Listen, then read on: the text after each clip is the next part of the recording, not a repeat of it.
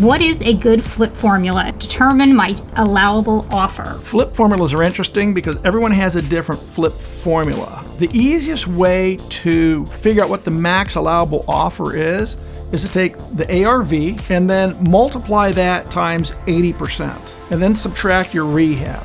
So for example, we'll use simple numbers, $100,000 ARV times 80%, $80,000. And let's say your rehab's 10 grand. $70,000, 80 minus the 10, 70,000. So the max allowable offer for you to make a nice return would be $70,000. Now, depending on the market, in some markets, you can go 75% versus 80%. In other markets that are really hyper competitive, you might be all the way up to 85%, which gets to be risky. But if homes are selling, like some of the deals we're doing right now, homes are selling in 5 to maybe 14 days. So you can go higher in your offer knowing the house is going to sell right away. But for now, ARV times 80% minus rehab.